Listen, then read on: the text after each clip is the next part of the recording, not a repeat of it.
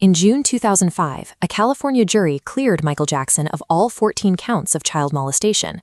After 5 months of testimony and global media scrutiny, he walked out of the Santa Maria courthouse as an acquitted man.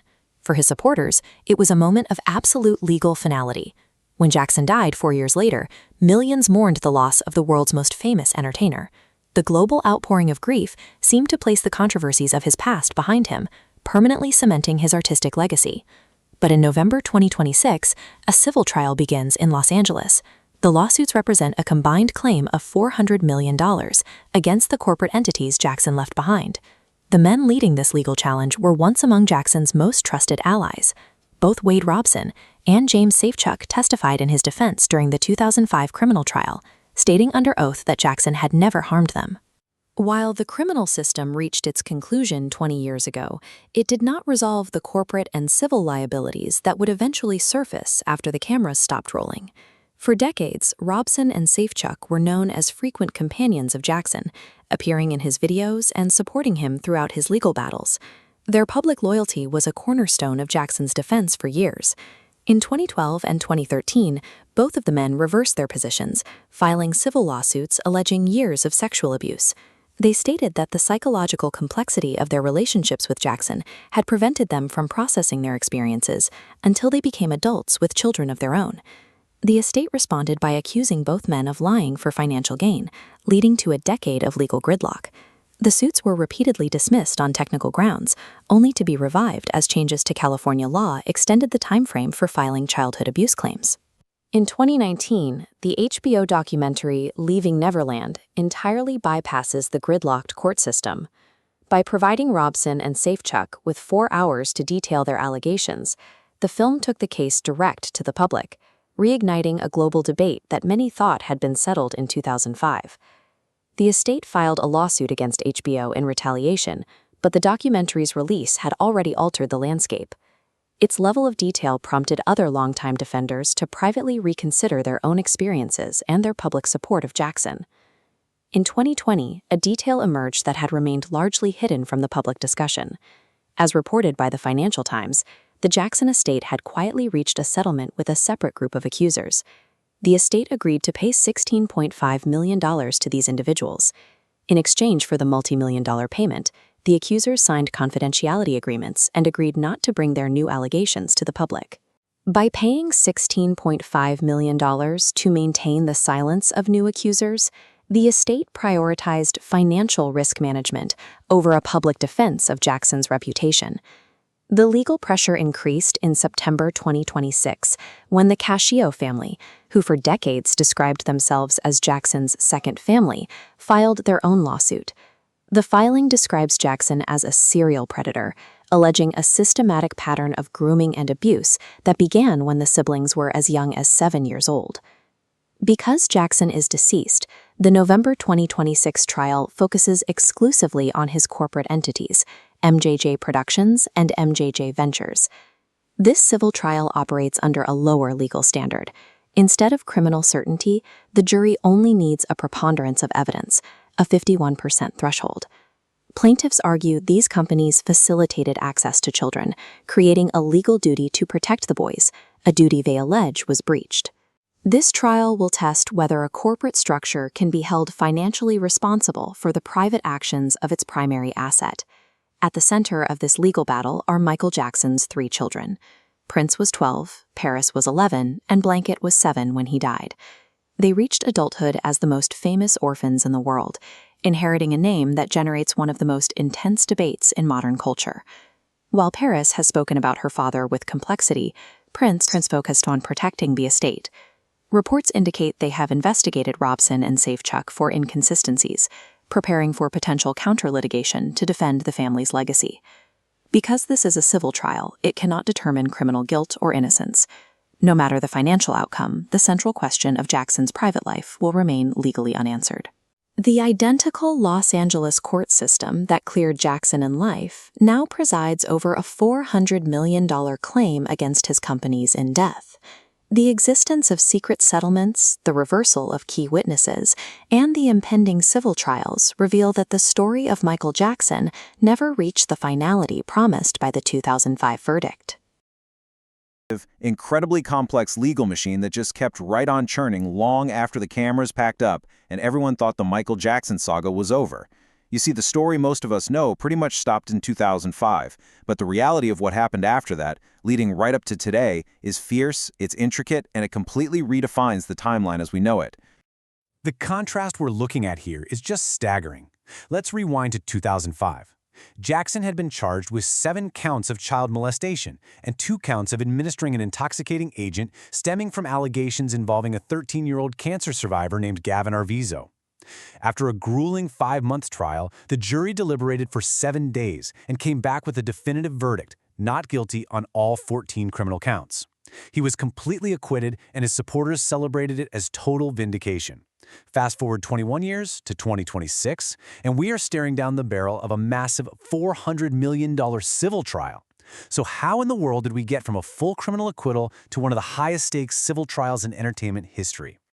To understand that, we have to look at the timeline, because the way this built up is fascinating.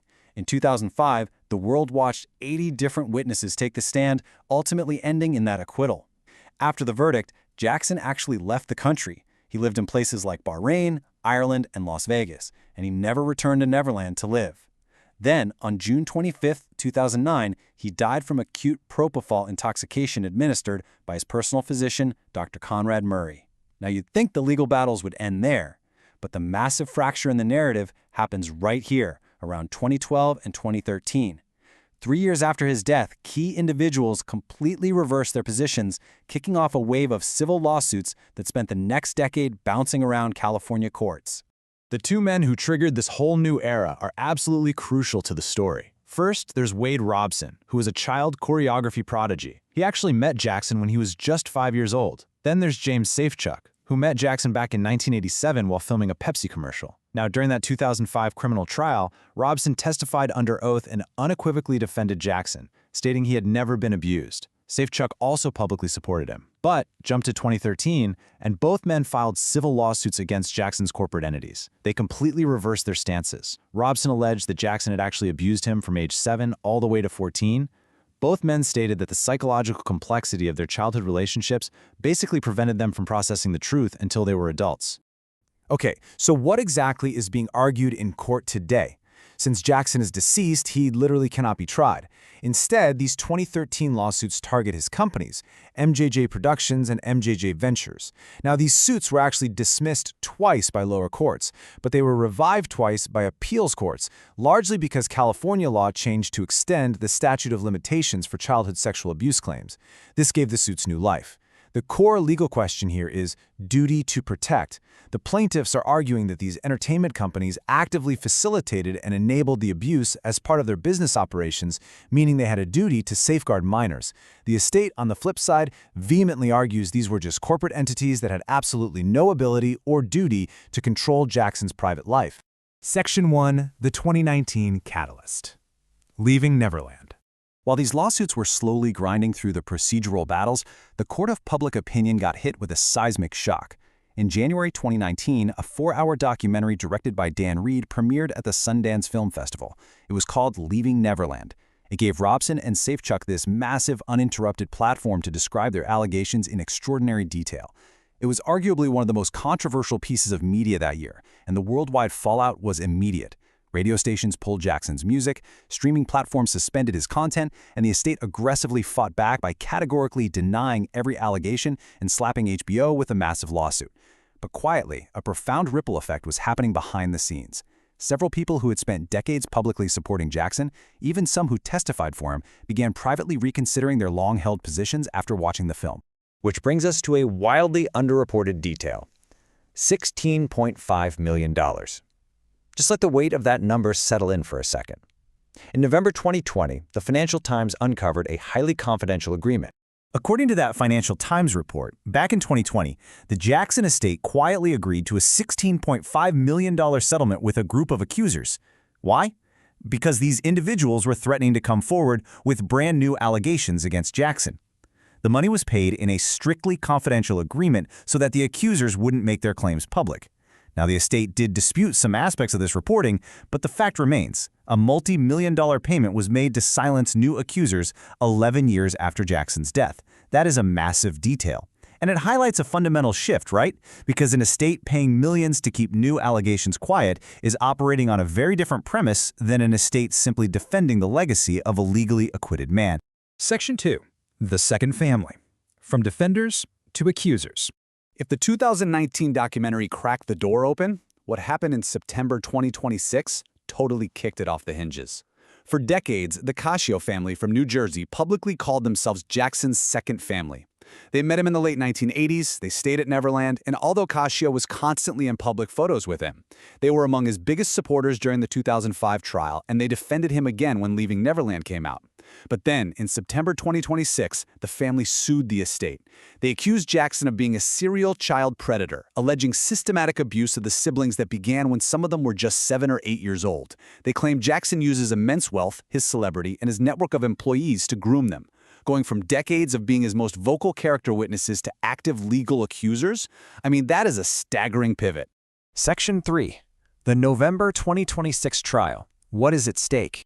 All of these shifting alliances, all of these public debates, they have all been building toward one singular event scheduled for November 2026 in Los Angeles. $400 million. That is the combined financial damages Wade Robson and James Safechuck are seeking in their civil trial against MJJ Productions and MJJ Ventures. Both men have publicly stated they are ready to testify. It's an astronomical figure, and it shows you exactly how incredibly high the stakes are for the corporate estate, which is still fighting every single pretrial motion. We really have to clarify the legal mechanics at play here because it's a completely different ballgame now.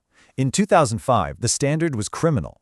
The jury was looking at Michael Jackson, the person, and they had to determine guilt beyond a reasonable doubt. They didn't find it. But in 2026, we're looking at a civil standard against his corporations. The jury will use what's called a preponderance of evidence. Basically, is it more likely than not that these companies breached a legal duty to protect minors? This trial won't determine if Michael Jackson actually committed the acts. Again, he's deceased. It is purely measuring corporate liability. But for the accusers, the motivation heading into this trial seems to go way beyond that $400 million mark. James Safechuck has talked about taking the witness stand as a way to fight for little Jimmy, his childhood self. And Wade Robson has expressed that, regardless of the money, just having these allegations formally tested in front of a jury in open court is, in itself, a form of justice. It's the day in court that over 20 years of dismissals, appeals, and legal maneuvering had previously denied them. Section 4. The inheritors, Prince, Paris, and Blanket. Now, throughout this entire post-verdict legal storm, there are 3 people who basically had to grow up right inside the eye of the hurricane. Jackson's children, Prince, Paris, and Blanket, were just 12, 11, and 7 years old when he died. Today, they are the inheritors of what might be the most fiercely contested legacy in modern history. Paris has navigated life in the public eye, speaking about her dad with a really complex kind of love. Prince is focused heavily on the business side of the estate, and Blanket, who now goes by Biggie, has chosen to remain almost entirely private. But all 3 of them are inescapably tied to this legal machine. Reports even indicate they've actively investigated Robson and Safechuck for fraud and inconsistencies, potentially gearing up for counter-litigation. They are living inside this unresolvable debate every single day. So, as we wrap up, I want to leave you with this thought. We are barreling toward a monumental legal showdown in 2026. But as we look at the reality of a civil trial that only measures corporate duty, we really have to ask, can a $400 million verdict against a company ever truly settle a debate about a deceased man's legacy? Think about it. The legal system completely acquitted him in 2005, and now that exact same system is preparing to try his estate based on the reverse testimonies of the very men who once defended him, alongside secret settlements and former second families turned accusers. None of this inherently proves guilt, and none of it inherently proves innocence, but it is the undeniably messy reality of the trial after the verdict. Thank you so much for joining me for this explainer. Keep asking questions, and always keep looking at the facts.